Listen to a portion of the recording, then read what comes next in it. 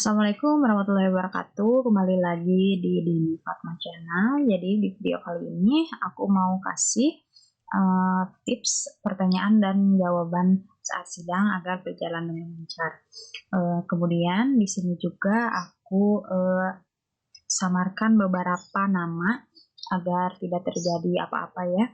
Kemudian mohon teman-temannya di like, di komen, dan di subscribe agar saya selaku konten kreator lebih semangat lagi untuk berbagi ilmunya ya. Semoga video ini bermanfaat, jadi langsung saja ke videonya. Nah, jadi buka saja ya. Nah, di sini pertanyaannya ada 25 pertanyaan sampai ke bawah itu. Aku mulai dari ke satu ya. Jadi yang satu itu pasti umum ditanyain, apa judul penelitian saudara atau apa judul skripsi. Jadi tinggal jawab saja apa judul skripsi teman-teman semua ya. Jadi kalau saya analisis kompensasi karyawan pada Duta Pasaraya Medan. Kemudian nomor 2, mengapa saudara tertarik meneliti hal tersebut? Apa pentingnya? Apa yang melatar belakangi penelitian saudara? Memangnya ada masalah apa? Nah, di sini kita bisa menjawab, dalam menghadapi era globalisasi saat ini seringkali ditemukan beberapa masalah yang menyebabkan banyak perusahaan mengalami kegagalan yang disebabkan oleh kurang baiknya hasil kerja dari sumber manusia yang ada di perusahaan. Nah, ini dalam paragraf ini bisa ditempatkan isu yang teman-teman angkat ya, bisa di sini. Kemudian salah satu faktor dalam meningkatkan hasil kerja karyawan yang baik yaitu kompensasi, semakin mengerucut ya.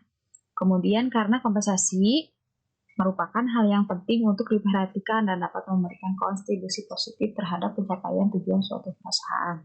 Karena dengan adanya kompensasi yang baik, seorang karyawan akan memiliki semangat tinggi untuk mendapatkan hasil yang maksimal dalam melaksanakan tugasnya. Kemudian nomor 3, mengapa meneliti objek tersebut?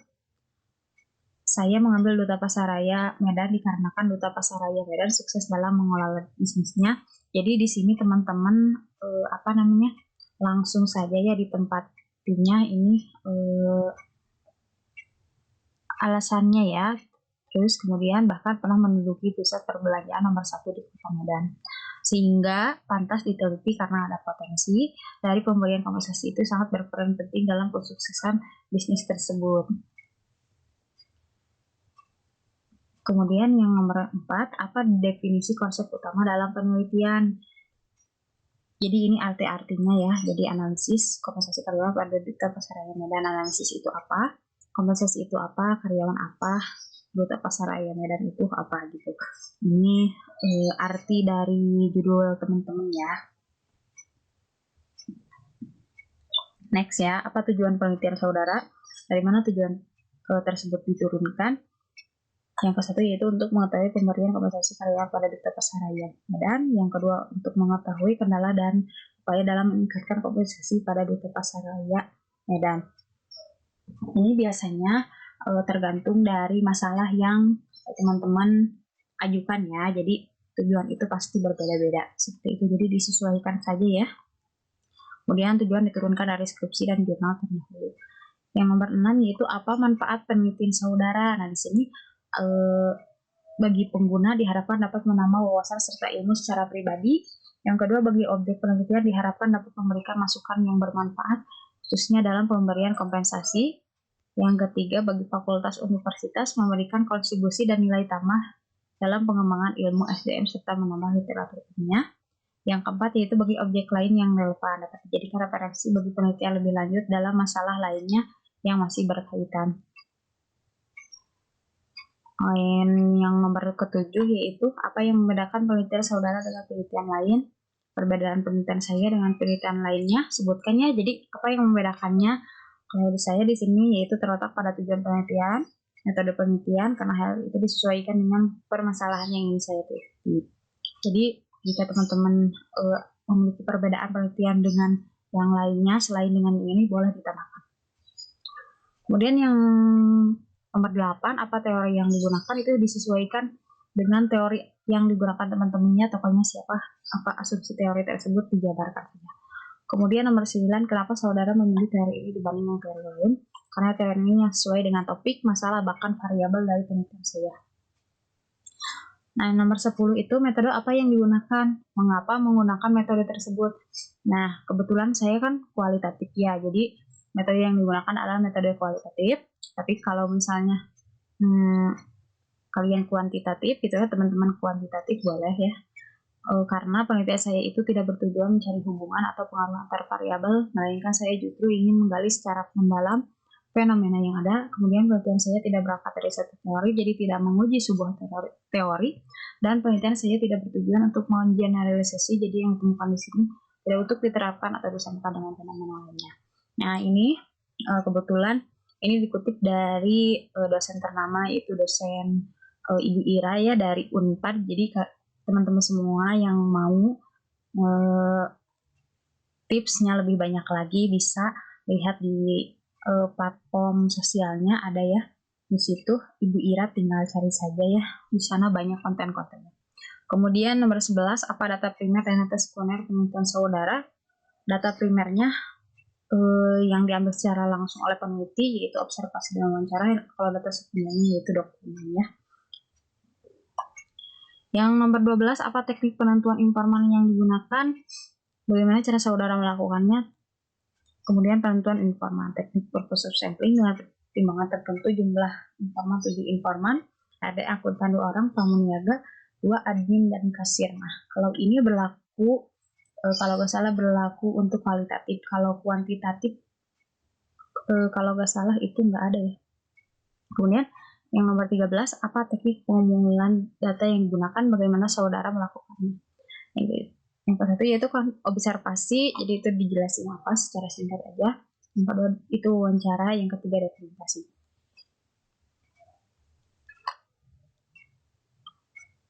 Kemudian yang nomor 14, apa teknik triangulasi data yang digunakan?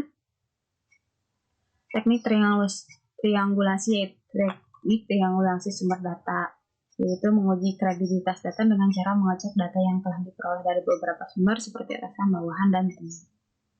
Nah, ini disesuaikan saja ya dengan teori yang digunakan. Kemudian nomor 15, bagaimana saudara mengolah dan menganalisis data, yaitu pengumpulan data, reduksi data, penyajian data, kemudian penarikan kesimpulan. Nomor 16, hasil penelitian saudara. Jika ditanyakan hasil, kalian bisa, teman-teman semua bisa menyimpulkan, jangan terlalu banyak ya dari hasil skripsi yang ada. Kemudian nomor 17, coba sebutkan hasil atau temuan penelitian kamu. Nah, ini temuan-temuan yang ada di objek. Jadi temuan-temuan seperti gaji UMR yang berlaku, kemudian tunjangan-tunjangan. Kan saya ini kompensasi ya. Jadi apa yang ditemukan dalam objek tersebut kita sebutkan di sini. Kemudian yang nomor 18, apakah kesimpulan dan saran dari penelitian saudara? Jabarkan saja ya kesimpulan dan sarannya. Kemudian apakah menjawab rumusan masalah saudara? Tentu menjawab. Nah, saat jika ada pertanyaan apakah menjawab rumusan masalah saudara, tentu ya, jadi jangan ragu-ragu untuk menjawabnya. Kemudian nomor 19, seberapa penting penelitian saudara bisa menyelesaikan permasalahan itu?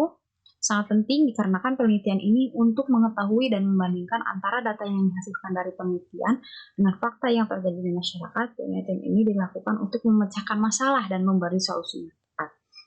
Nah, ini jangan ragu-ragu juga ya kalian menjawabnya atau teman-teman menjawabnya semua. Jadi jika kalian ragu terhadap skripsi yang kalian punya, apalagi dosen peneliti, seperti itu. Kemudian nomor 20, coba jelaskan hambatan dan permasalahan yang saudara temui saat mengerjakan skripsi. Ini bebas ya, jadi hambatan teman-teman yang sebutin aja, ini bebas. Kemudian nomor 21, siapa saja yang membantu atau berkontribusi dalam penelitian ini? Silakan jika ada yang lebih dari saya, yaitu kan dari bagian dalam memberi masukan. Ini hanya sedikit saja ya. Jika mau ditambahin lagi boleh. Kemudian nomor 22, apa suka duka saat mengerjakan skripsi? Nah, ini ini saja ya, dijelasin saja suka dukanya. Seperti saya kan bingung merumuskan topik masalah skripsi, terus merasa tidak ada ide, kemudian keyword error, seperti itu ya. Nomor 23, apa yang akan saudara lakukan setelah lulus? Ya tentunya kita akan mencari kerja atau melakukan bisnis dengan ilmu yang kita punya kan ya. Saya akan mencari kerja, mendaftar ke BUMD, BUMN, dan instansi lainnya, itu bebas ya teman-teman. Kemudian nomor 24, saudara mengharapkan nilai apa? Nah, di sini kita tentunya harus menjawab, tentu saya ingin dapat nilai A dan saya yakin apa yang saya kerjakan ini sudah bekerja semaksimal mungkin dan saya yakin betul bahwa saya bisa mendapatkan nilai A. Nah, di sini kalian jangan ragu-ragu ya, karena itu adalah nilai plus untuk penguji. Kemudian nomor 25, sebutkan satu alasan supaya penelitian saudara ini kami luluskan. Nah, di sini biasanya mahasiswa banyak kebingungan karena pertanyaan ini tidak terduga. Kalian bisa menjawabnya atau teman-teman bisa menjawabnya, penelitian saya ini adalah penelitian yang sudah selesai. Artinya sesuai dengan prosedur yang ada, dalam arti hasil penelitian saya sudah menjawab rumusan masalah yang ada dan susunan penulisan penelitian saya sudah sesuai dengan syarat dan ketentuan seperti itu teman-teman. Jadi dari 25 ini saya rangkum dari beberapa konten kreator atau dosen, bahkan siapapun itu yang ilmunya menurut saya relevan dengan sidang, untuk sidang saya. Jadi saya tuliskan di sini ya. Nah, seperti itu teman-teman, semoga membantu sedikit ilmu dari saya. Jika ada yang kurang, mohon maaf ya. Dan jika ingin menambahkan boleh, karena ini juga kan skripsinya kualitatif, jadi tidak meneliti kuantitatif. Jadi ini dikhususkan untuk kualitatif saja ya. Jadi terima kasih teman-teman, jangan lupa like, comment, and subscribe. Terima kasih, saya akhiri saja ya. Wabillahi taufiq wal hidayah. Wassalamualaikum warahmatullahi wabarakatuh.